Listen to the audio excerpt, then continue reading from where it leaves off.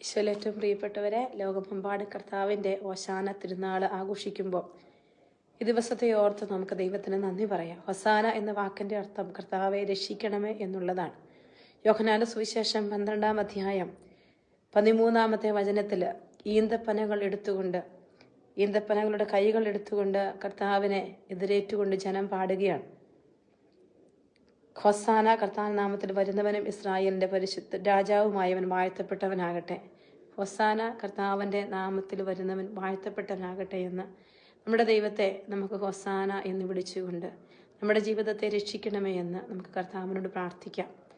നമ്മുടെ ജീവിതത്തെ ഏറ്റവും അധികം സ്നേഹിക്കുന്ന നമ്മുടെ തമ്പുരാൻ, ആ തമ്പുരാനോട് നമ്മുടെ ജീവിതത്തിൻ്റെ എല്ലാ മേഖലകളിൽ നിന്നും നമ്മളെ രക്ഷിക്കണമേ, നമ്മളെ വീണ്ടെടുക്കണമേ എന്ന് നമുക്ക് ആഗ്രഹിക്കുകയും പ്രാർത്ഥിക്കുകയും ചെയ്യാം. ഈശോയെ, ഇന്ന് അനേക മക്കളെ പ്രത്യേകമായിട്ട് ഈ ഓശാന തിരുനാളിൽ അതിൻ്റെ സന്നിധിയിലേക്ക് സമർപ്പിക്കുകയാണ്. പല വിധത്തിൽ ഭാരപ്പെടുന്ന അനേകം മക്കളുണ്ട്. ജീവിതത്തിൽ അങ്ങാകുന്ന രക്ഷ കണ്ടെത്താൻ പറ്റാത്ത ഒത്തിരി മക്കളുണ്ട്. കുടുംബജീവിതത്തിൻ്റെ തകർച്ചകളും രോഗപീഠകളും ഈശോ കടന്നു വരാതെ, ഈശോയെ അനുഭവിക്കാൻ പറ്റാതെ ഒക്കെ ജീവിതത്തിലെ പാപത്തിൻ്റെ കെട്ടുകളിലായിരിക്കുന്ന മക്കളും ഒക്കെയുണ്ട്.